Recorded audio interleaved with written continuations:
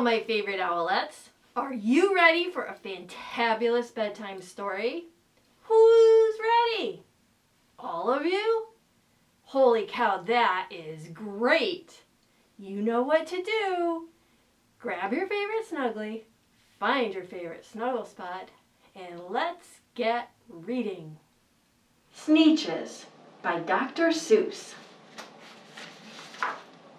Now, the star-belly Sneetches had bellies with stars. The plain-belly Sneetches had none upon theirs. Those stars weren't so big. They were really so small, you might think such a thing wouldn't matter at all. But because they had stars, all the star-belly Sneetches would brag. We're the best kind of Sneetch on the beaches. With their snoots in the air, they would sniff and they'd snort. We'll have nothing to do with the plain belly sort. And whenever they met some, when they were out walking, they'd hike right on past them without even talking. When the star-belly children went out to play ball, could a plain belly get in the game? Not at all. You could only play if your bellies had stars, and the plain belly children had none upon theirs.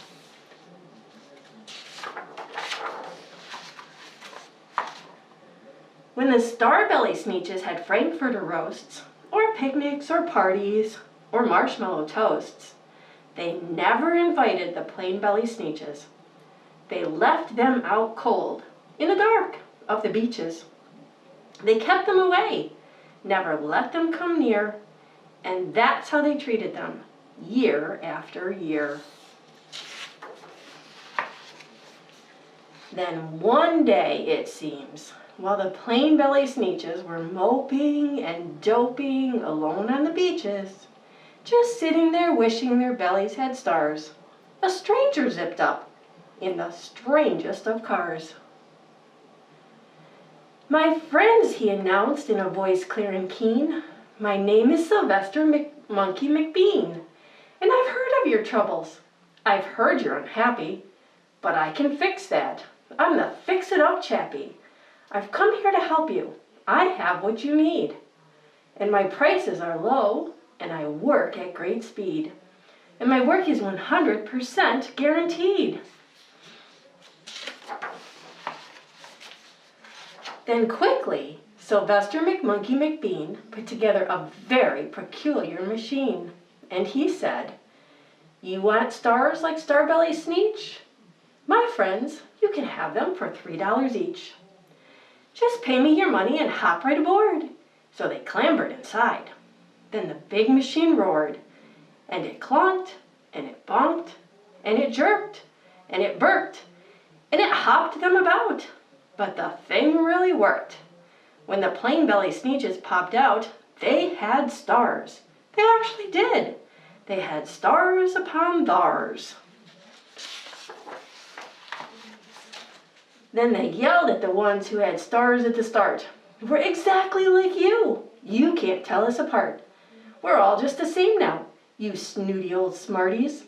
And now we can go to your Frankfurter parties." "Good grief," groaned the ones who had stars at the first. "We're still the best Sneetches, and they are the worst. But now, how in the world will we know?" They all frowned. "If which kind is what, or the other way round."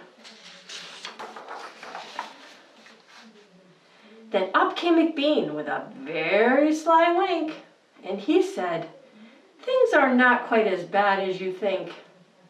So you don't know who's who? That is perfectly true. But come with me, friends. Do you know what I'll do? I'll make you again the best Sneetches on beaches, and all it will cost you is $10 eaches." "Belly stars are no longer in style," said McBean. "What you need is a trip through my star-off machine. This wondrous contraption will take off your stars, so you won't look like Sneetches who have them on theirs." And that handy machine, working very precisely, removed all the stars from their tummies quite nicely.